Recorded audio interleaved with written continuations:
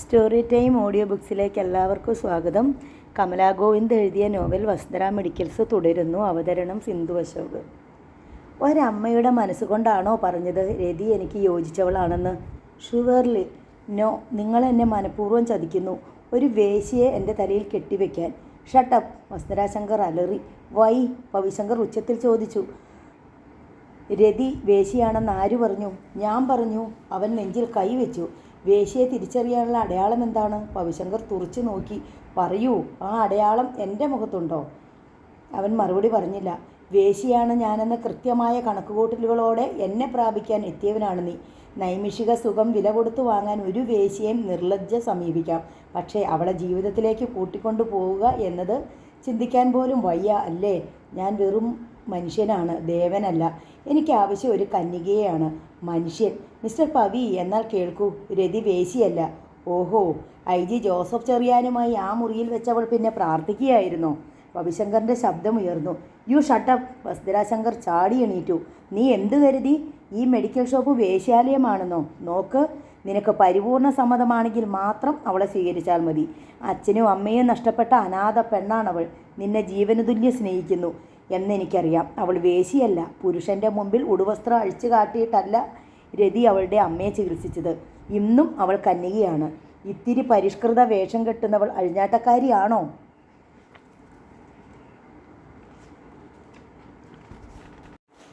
ഞാൻ തർക്കിക്കുന്നില്ല മാഡം. ഇക്കാര്യത്തിൽ ഒരു തർക്കത്തിൻ്റെ ആവശ്യമുണ്ടെന്ന് തോന്നുന്നില്ല. എൻ്റെ ലക്ഷ്യം ഇതല്ല. ആരെ കെട്ടണമെന്ന് തീരുമാനിക്കാനുള്ള അവകാശം പൂർണ്ണമായും എനിക്കാണ്. എൻ്റെ മനസ്സിൽ രതിക്കല്ല സ്ഥാനം. പവിശങ്കർ ഉറപ്പിച്ചു പറഞ്ഞു. അറിയാം, വസുന്ധര ശങ്കർ പറഞ്ഞു. കൃഷ്ണേന്ദുവിനല്ലേ? ശാലീനമായ വേഷം കെട്ടിയാൽ ഒരുവൾ ശാലീനയാകണമെന്നുണ്ടോ? മനസ്സിലായില്ല. കൃഷ്ണേന്ദുവിൻ്റെ മുഖത്ത് നോക്കി അവൾ വേശിയാണ് എന്ന് പറയാൻ പവിക്ക് കഴിയുമോ? മാഡം, പവിശങ്കറിൻ്റെ സ്വരം വല്ലാതെ ഉയർന്നു. പവി, മുഖത്ത് നോക്കിയാൽ തിരിച്ചറിയാവുന്ന ഒരടയാളം വേശിക്കുണ്ടായിരുന്നുവെങ്കിൽ എത്രയോ പേരുടെ പൊയ്മുഖങ്ങൾ അഴിഞ്ഞു വീഴുമായിരുന്നു. മാഡം എന്താണ് ഈ പറയുന്നത്? നീ പറഞ്ഞു നിനക്ക് ആവശ്യം കന്യകയാണെന്ന്. എങ്കിൽ കേട്ടോളൂ, നീ സ്വന്തമാക്കാൻ കൊതിക്കുന്ന കൃഷ്ണേന്ദു കന്യകയല്ല. ഇന്നലെയും ഒരുവൻ്റെ കിടക്കിയിൽ അവനോട് ഒട്ടിക്കിടുന്നവൾ. നോ! പവിശങ്കർ അലറുകയായിരുന്നു. ആ മുറി ഒന്നാകെ വട്ടം കറങ്ങി ഏതോ ചുഴിക്കുള്ളിലേക്ക് എടുത്തെറിയപ്പെട്ടിരിക്കുന്നു. കാൽ നിലത്തുറയ്ക്കാതെ നിന്നു അവൻ ആടി. മിസ്റ്റർ പവിശങ്കർ, നീ സുധയെ അറിയുമോ? ഇല്ല, അറിയില്ല. ഞാൻ പരിചയപ്പെടുത്താം. ഏതോ ഗുഹാന്തരത്തിൽ നിന്ന് കേൾക്കുന്നത് പോലെ വസുന്ധര ശങ്കറിൻ്റെ സ്വരം. പവിശങ്കറിന് തൻ്റെ ചെവിയുടെ കേൾവി നഷ്ടപ്പെട്ടിരിക്കുകയാണെന്ന് തോന്നി. മുൻപിൽ നിൽക്കുന്നത് അവ്യക്ത രൂപം. കണ്ണിൻ്റെ കാഴ്ചശക്തി നഷ്ടപ്പെട്ടോ? തുറിക്കുന്ന കണ്ണുകൾ, പിളർക്കുന്ന വായ്, നഖങ്ങൾ, നീണ്ട കരങ്ങൾ. മുൻപിൽ നിൽക്കുന്നത് യക്ഷിയാണ്, യക്ഷി. വസുന്ധര ശങ്കർ അവൻ്റെ മുൻപിൽ നിന്നു. അവർ അവൻ്റെ തോളിൽ കൈവച്ചു. അവനെ വീണ്ടും കസേരയിലിരുത്തി. തളർന്നു കുഴഞ്ഞ് അവൻ ഇരുന്നു പോയി, അനങ്ങാനാവാതെ. സുധയെ അറിയുമോ? വസുന്ധര ശങ്കറിൻ്റെ മുഖം മാറി. അവിടെ സങ്കടം കുടിയേറി. ആ കണ്ണുകൾ നനവാർന്നു. സൗന്ദര്യത്തിൻ്റെ നിറകതിരായിരുന്നവൾ. ചെളിയിൽ കുരുത്ത ചെന്താമര.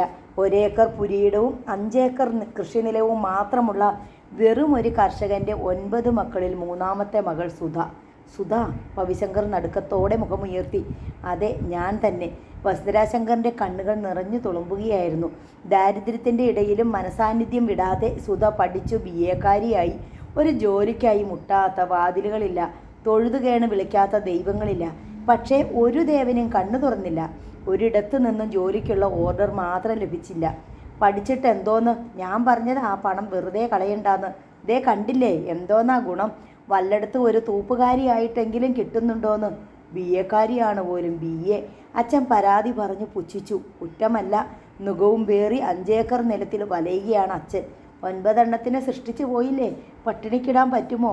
സുധ ഒരാശ്വാസമാകുമെന്ന് കരുതിയിരിക്കാം.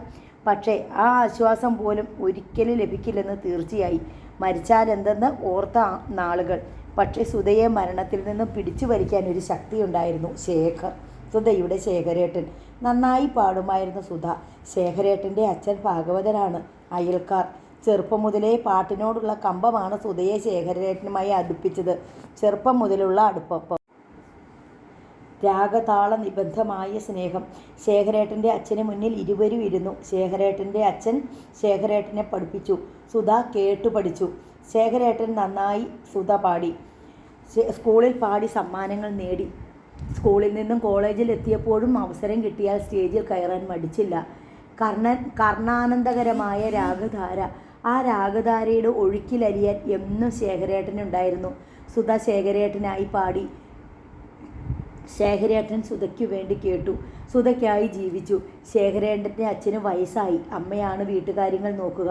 10 പറ നിലവും 3 ഏക്കർ പുരയിടവും അറയും നിരയുമുള്ള മനോഹരമായ ഒരു കെട്ടിടവും ശേഖരേട്ടനുണ്ട്. 10ാം ക്ലാസ്സിൽ പഠിപ്പ് നിർത്തി ശേഖരേട്ടൻ കൃഷിയിലാണ്. കൊയ്ത്തുകാലം. കൊയ്ത്തുകറ്റകൾക്ക് കാവലായി ഏറുമാടത്തിൽ ശേഖരേട്ടൻ ഇരുന്നു. ഒരു കുളിർ കാറ്റുപോലെ ശേഖരേട്ടന് മുന്നിൽ സുധയിരുന്നു. ശേഖരേട്ട, ഇക്കൊല്ലം കൊയ്ത്ത് വമ്പിച്ച ലാഭത്തിലാണല്ലോ. ഇക്കൊല്ലം തന്നെ ഒരു വയറി പെണ്ണ് തറവാട്ടിൽ വരുന്ന ലക്ഷണമുണ്ട്. അവൾക്ക് വേണ്ടി അറ നിറയ്ക്കാനാണ് ഇക്കൊല്ലം നല്ല വിളവ്. ശേഖരേട്ടൻ കവിളിൽ നുള്ളി. എന്നാണ്?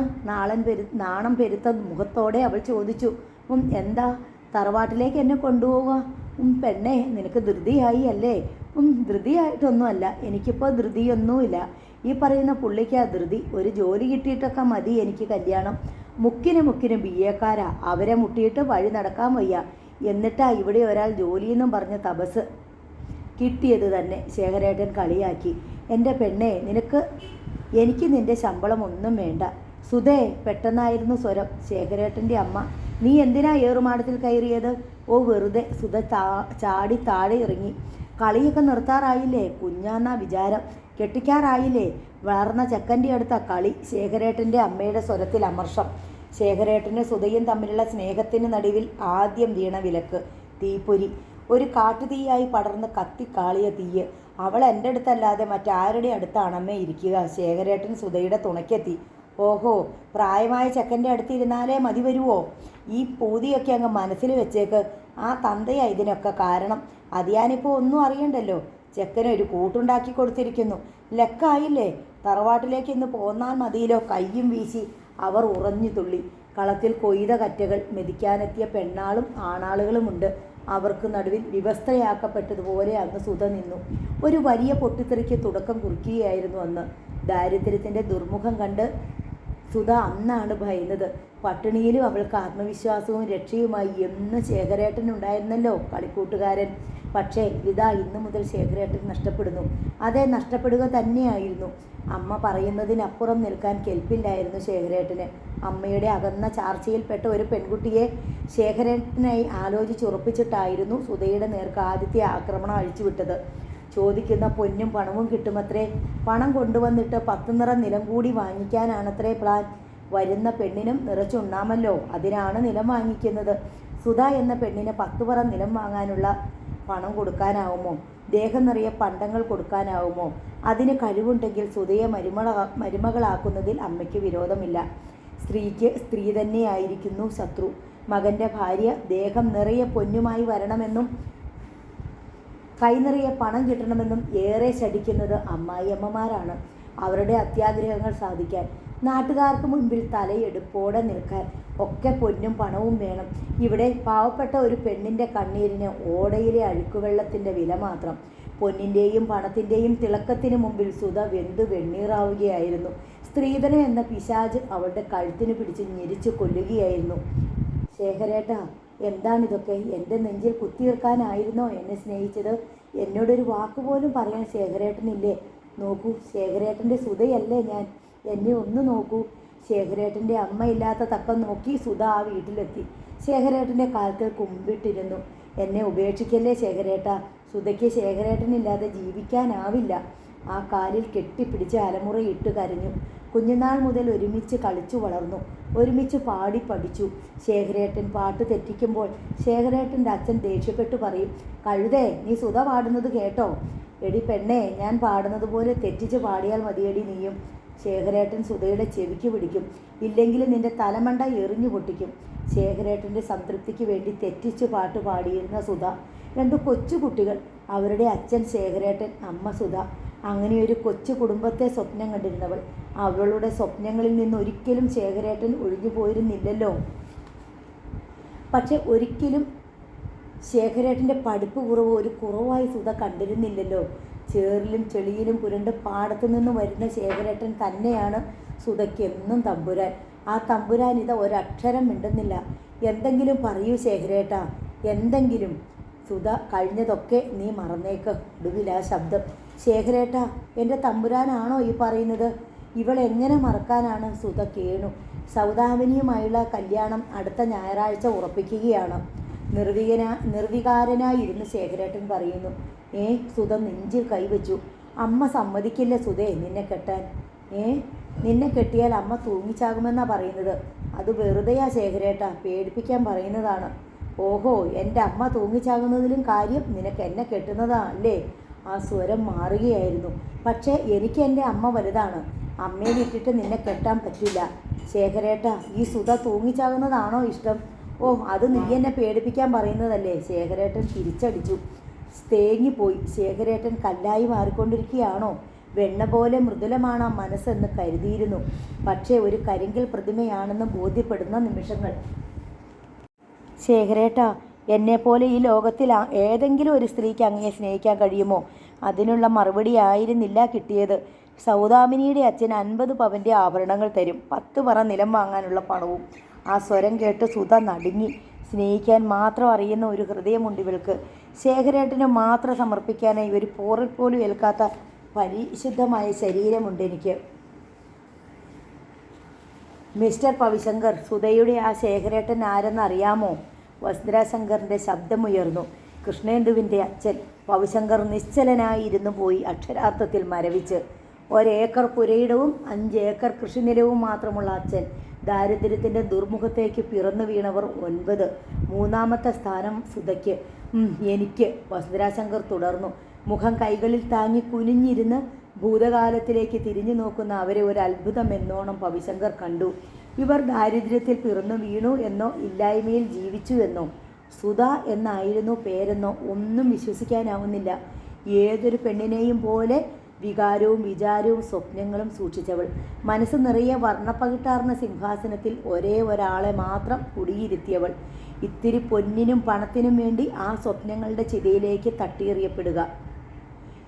സഹിക്കാവുന്നതിലും അപ്പുറമായിരുന്നു ആ അനുഭവം. പറഞ്ഞുറപ്പിച്ചതുപോലെ തന്നെ ആർഭാടമായി ഒരു ദിവസം അത് നടന്നു. ശേഖരേട്ടൻ്റെ വിവാഹം സൗദാമിനിയുമായി തന്നെ. 10 നിറനില സ്വന്തമായി കിട്ടി. 50 പവൻ്റെ ആഭരണങ്ങൾ. ശരീരം നിറയെ സൗദാമിനി വാരി അണിഞ്ഞു. ഇങ്ങേ പറമ്പിൽ മാവിൻ ചുവട്ടിൽ ഞാൻ നിന്നു സൗദാമിനിയെ കാണാൻ.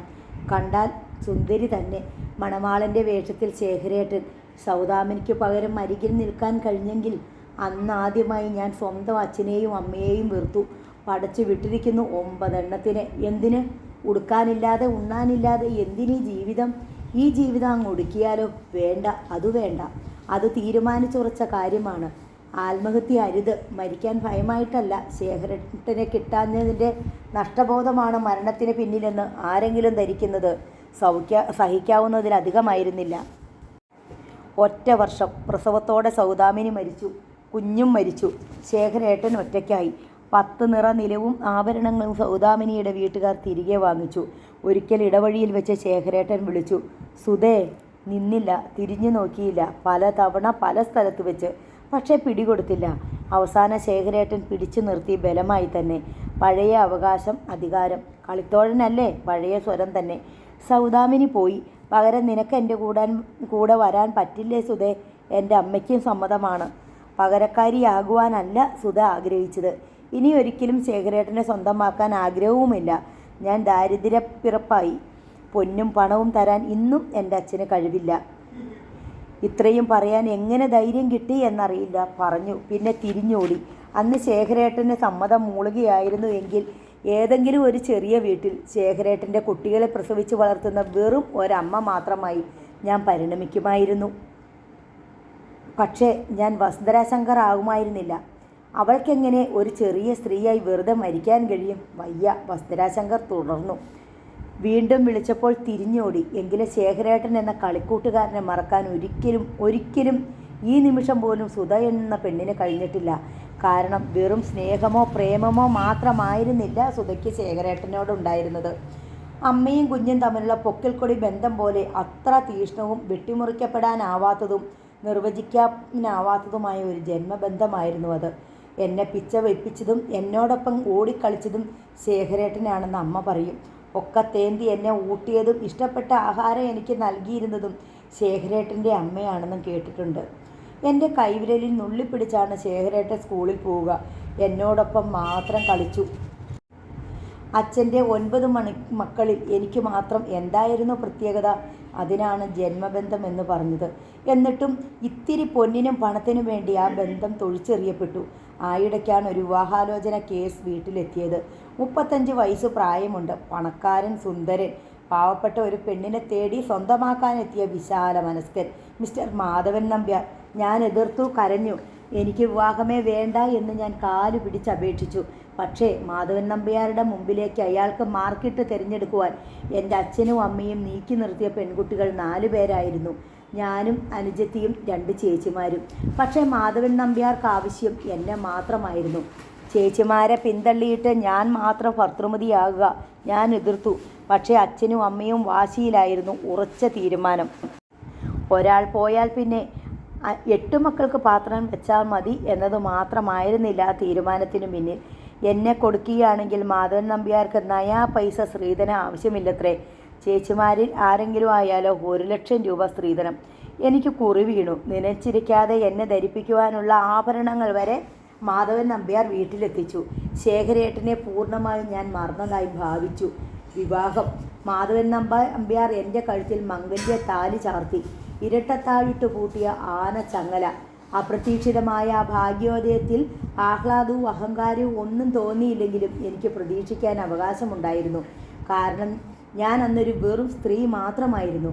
കഷ്ടിച്ച് 20 വയസ്സ് മാത്രം പ്രായം. മിസ്റ്റർ മാധവൻ നമ്പ്യാരുടെ ഭാര്യയാകാൻ ആരും കുതിക്കും. ഇത്തിരി പ്രായമുണ്ടെങ്കിലും അത്രയ്ക്ക് സുമുഖനാണ്. എനിക്ക് കഴിയാനുള്ള വകയുണ്ട്. എന്നെ പരിചരിക്കാൻ ഒരാൾ വേണം. അവൾ സുന്ദരിയായിരിക്കണം. പണമുള്ള ഒരു പെൺകുട്ടിയെ അല്ല എനിക്ക് ആവശ്യം. എന്നെ സ്നേഹിക്കുന്ന, എന്നെ പരിചരിക്കുന്ന ഒരുവൾ. അതാണ് എനിക്ക് ആവശ്യം. എൻ്റെ ഭാഗ്യോദയമാണെന്ന് കരുതി വലതുകാൽ കുത്തി കടന്നു ചെന്ന വീട്. എൻ്റെ പ്രതീക്ഷയെക്കാളൊക്കെ മനോഹരമായിരുന്നു വലിയ വീട്. എനിക്ക് സ്വപ്നം കാണാനാവാത്തത്ര ഉയരത്തിൽ ഞാൻ എത്തിയിരിക്കുന്നത് പോലെ. അതെ, പണത്തിനു വേണ്ടി തൊഴിച്ചെറിയപ്പെട്ട സ്നേഹം. ഇതാ എനിക്ക് മുൻപിൽ പണം. എൻ്റെ മനസ്സ് നിറഞ്ഞു.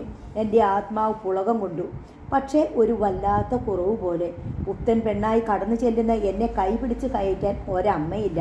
സ്നേഹപൂർവ്വം അകത്തേക്ക് നയിക്കാൻ, പരിചയപ്പെടുത്താൻ ഒന്നും ആരുമില്ല. ക്ഷണിക്കപ്പെട്ട അതിഥികളൊക്കെ സൽക്കാരം കഴിഞ്ഞതോടെ സ്ഥലം വിട്ടു. ഓരോരുത്തരായി മംഗളം നേർന്നു യാത്ര പറഞ്ഞു. ഞാനും ഭർത്താവും മാത്രം ആ വീട്ടിൽ അവശേഷിച്ചു. ഒരു വല്ലാത്ത ഏകാന്തത. എന്നാലും ഞാൻ ആശ്വസിച്ചു. അച്ഛനും അമ്മയും ഇല്ലെന്ന്, ഏകനാണ് എന്നൊക്കെ പറഞ്ഞിരുന്നതാണല്ലോ. എന്നാലും ആരുമില്ലാത്ത ആ വീട്ടിലെ നിശബ്ദത വല്ലാത്തൊരു വികാരമാണ് ഉള്ളിൽ നിറച്ചത്. സന്ധ്യ യാത്ര പറഞ്ഞു. രാത്രി കടന്നു വന്നു. ഭർതൃഗൃഹത്തിലെ ആദ്യ ദിവസം. സ്വപ്നങ്ങളിൽ അന്ന് വരെ കണ്ടിരുന്ന ആദ്യ രാത്രി. പുളകങ്ങൾ കൊയ്തെടുക്കുന്ന ഭർതൃ സമീപനം. പക്ഷേ അന്ന് ആ ആദ്യ രാത്രിയിൽ, രാത്രിയുടെ ആരംഭത്തിൽ തന്നെ നടുക്കുന്ന അഭീകരമായ സത്യം എന്നിലെ ഞാൻ അറിഞ്ഞു. മിസ്റ്റർ മാധവൻ നമ്പ്യാർ ഷണ്ടനാണ്. തൊട്ടടുത്ത് വെള്ളിടി വെട്ടിയതുപോലെ പവിശങ്കർ ഞെട്ടിത്തെറിച്ചുപോയി. ആ എന്നൊരു അപസ്വരത്തോടെ അവൻ തിരിഞ്ഞു നോക്കി. വസുന്ധരാശങ്കർ പല്ല് കടിച്ചു ഞെരിക്കുന്നു. സ്വയം കിതപ്പടക്കാൻ നെഞ്ചിൽ കൈവയ്ക്കുന്നു. അതെ, അറിഞ്ഞുകൊണ്ട് തന്നെ. എന്നെ ചുറ്റിപ്പിടിച്ച് എൻ്റെ കണ്ണുകളിൽ തറച്ചു നോക്കി ഉറച്ച സ്വരത്തിൽ ഭർത്താവ് പറഞ്ഞു. അറിഞ്ഞുകൊണ്ട് തന്നെ. അതിനെന്ത്? ഈ ലോകത്തിൽ നാം 2 പേരൊഴികെ ഒരു ഈച്ച പോലും ഈ വിവരം അറിയില്ല. ഒരു സ്ത്രീയുടെ കൂട്ട്, പരിചരണം ഒക്കെ അത്യന്താപേക്ഷിതമായി എനിക്ക് തോന്നി. മാത്രമല്ല, എനിക്ക് വേണ്ടപ്പെട്ടവർ എന്നെ തനിയെ വിടാൻ സമ്മതിച്ചില്ല. ഒരു പ്രതിമ പോലെ മരവിച്ചിരിക്കുന്ന എൻ്റെ നെറുകയിലും ചുമലിലും മെല്ലെ തലോടിക്കൊണ്ട് മാധവൻ നമ്പ്യാർ പറഞ്ഞുകൊണ്ടേയിരുന്നു.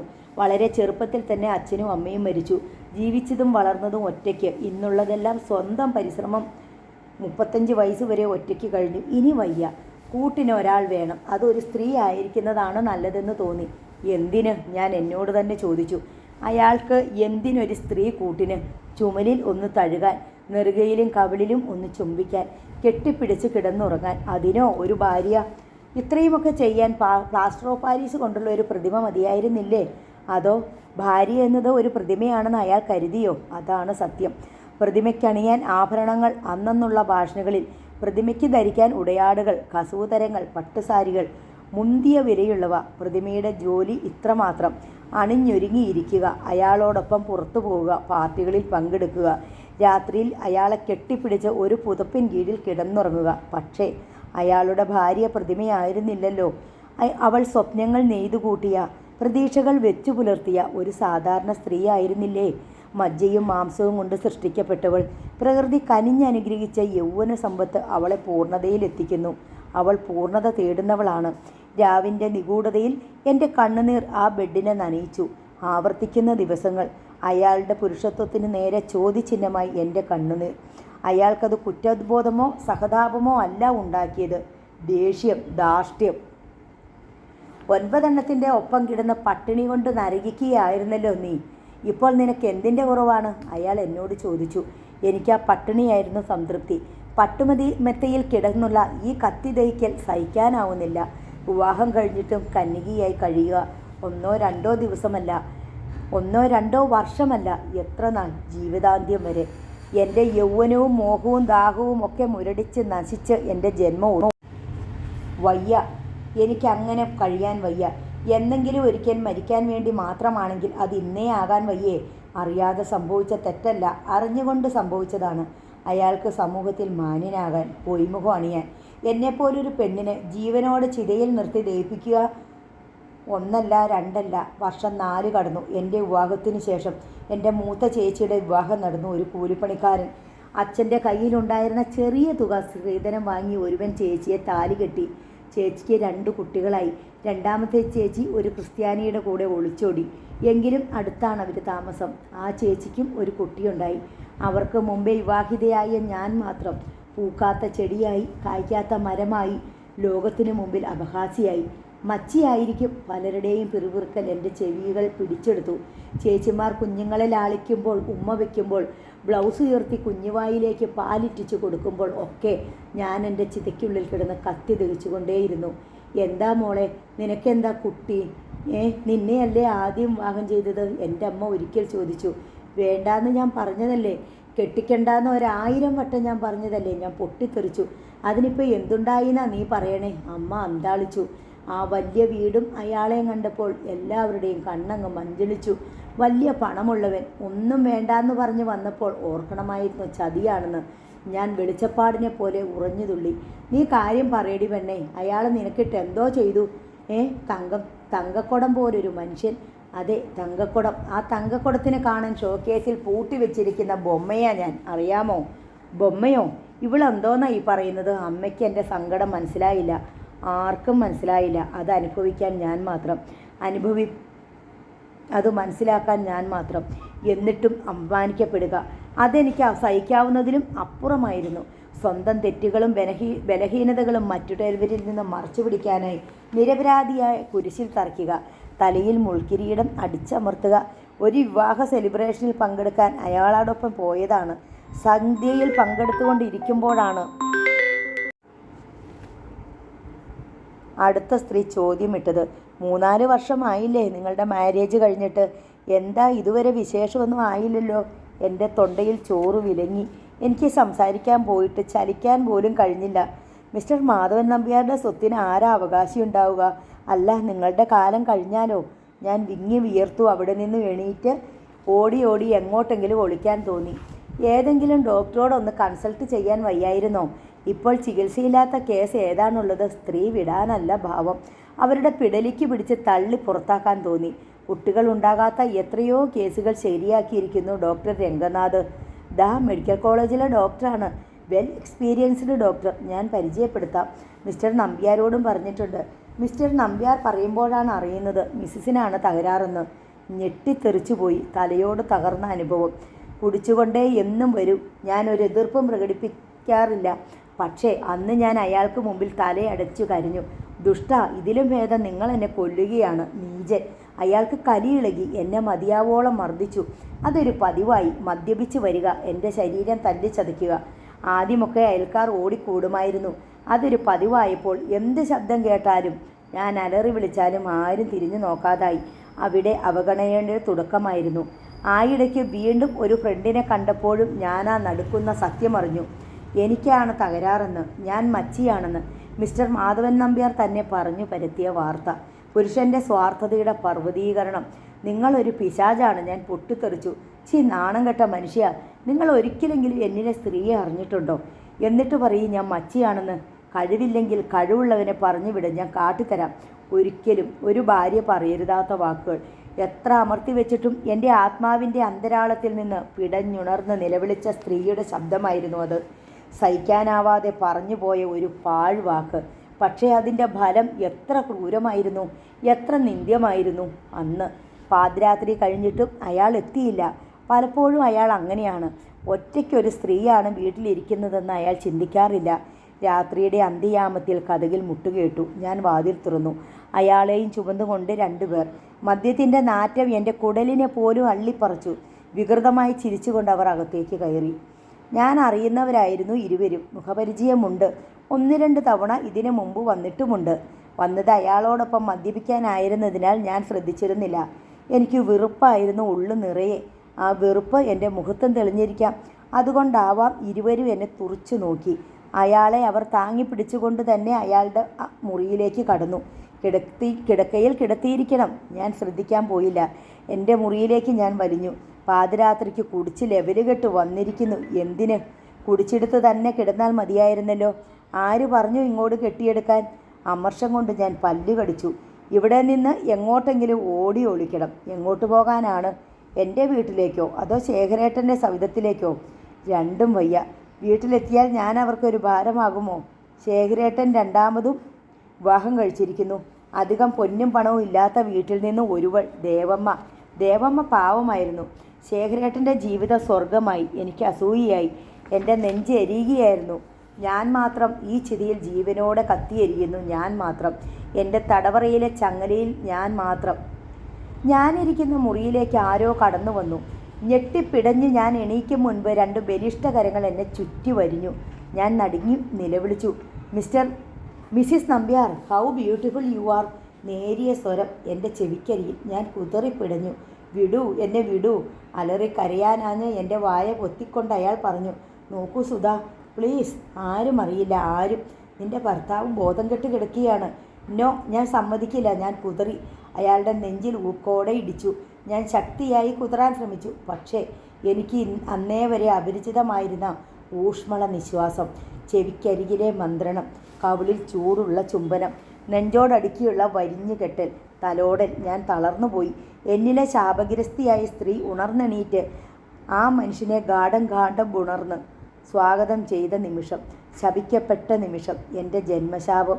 ഒരു സ്ത്രീയായി ഞാൻ ജനിച്ചു പോയില്ലേ? വരണ്ട മണ്ണിൽ കാൽമുട്ടുകൾ ഊന്നി നിന്ന് യുഗങ്ങളായി ഒരു തുള്ളി ജലത്തിനായി തപസ് ചെയ്ത് കേണുകൊണ്ടിരുന്ന വേഴാമ്പലായിരുന്നു ഞാൻ. കേണുകേണ് കാത്തിരുന്ന വേഴാമ്പൽ. ഓർക്കാപ്പുറത്ത് ഇതാ അലറിക്കുതിർച്ചെത്തിയ മലവെള്ളപ്പാച്ചിലിൽ ഞാൻ സ്വയം മറന്നു. സത്യം, അയാൾ എന്നെ ബലാത്സംഗം ചെയ്യുകയായിരുന്നില്ല. ഞാൻ അയാളെ ഹാർദവുമായി സ്വീകരിക്കുകയായിരുന്നു. ഞാൻ കന്യകയല്ലാതായി അന്നാദ്യമായി. പാതിവൃത്യത്തിൻ്റെ കെട്ടുപൊട്ടിച്ചു. പക്ഷേ ഞാൻ നടുങ്ങിയത് അപ്പോഴല്ല. നൈമിഷിക സുഖത്തിൻ്റെ പാരമ്യത്തിൽ എത്തിപ്പെട്ടു പോയ എന്നെ വീണ്ടും വരിഞ്ഞു മുറുക്കുന്ന കരങ്ങൾ ആദ്യത്തെ ആളിൻ്റേതല്ല എന്നറിഞ്ഞ നിമിഷത്തിലാണ് എനിക്ക് സ്ഥലകാല ബോധം വന്നു. മദ്യപിച്ച് ബോധം കെട്ട് കിടന്ന ഭർത്താവിനെ താങ്ങിയെത്തിയ 2 പുരുഷന്മാർ. അവരിൽ ഒരാളായിരുന്നു എൻ്റെ ഒപ്പം ഇതുവരെ. ഇതാ അടുത്തയാൾ. ഞാൻ അലറിക്കരഞ്ഞു. പക്ഷേ അയാൾ എൻ്റെ വായിൽ തുണി തിരുകി. ആദ്യത്തെ മനുഷ്യൻ ഒരു കലമാനിനെ പോലെ ശാന്തനായിരുന്നു എങ്കിൽ അടുത്തയാൾ ഒരു വിശപ്പുള്ള കടുവയായിരുന്നു. അയാൾ എന്നെ കടിച്ചു കീറി. ഞാൻ പിടഞ്ഞു കുതറി. അയാൾ കൈവലിച്ചെൻ്റെ 2 കവിളിലും അടിച്ചു. പിന്നെ ഞാൻ കുതറിയില്ല, അതനുസരിച്ചു. എപ്പോഴോ അവരിരുവരും പോയി. അത് ഞാൻ അറിഞ്ഞില്ല.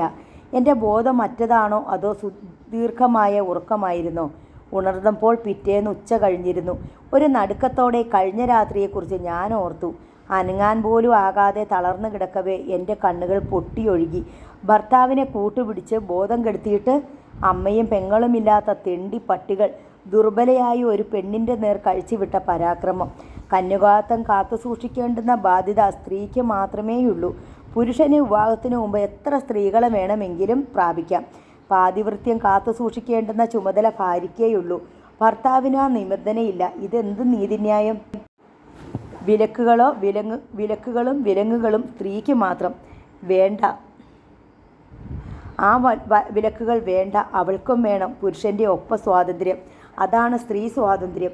എന്നിട്ടും പക്ഷേ 4 വർഷമായി തടവറയിൽ കിടന്ന് മുട്ടി വിളിച്ച് ചങ്ക് പൊട്ടി കരികയായിരുന്നില്ലേ എന്നിലെ സ്ത്രീ? ആർത്തലച്ചൊന്ന് കരയാൻ ഞാൻ കൊതിച്ചു. പക്ഷേ കഴിഞ്ഞില്ല. അന്ന് രാത്രിയിലും പിറ്റേന്നും എൻ്റെ ഭർത്താവ് വന്നില്ല. ചിലപ്പോഴൊക്കെ അങ്ങനെ വരാതിരിക്കുക പതിവുണ്ട്. ഒറ്റയ്ക്കാണ് അപ്പോൾ ഞാൻ ആ വീട്ടിൽ. ഓർക്കുമ്പോൾ കരഞ്ഞു പോകാറുണ്ട്. എന്നാൽ അന്നും പിറ്റേന്നും വരാതിരുന്നാൽ എന്നതിൽ ഞാൻ ആശ്വസിച്ചു. നോവൽ തുടരും.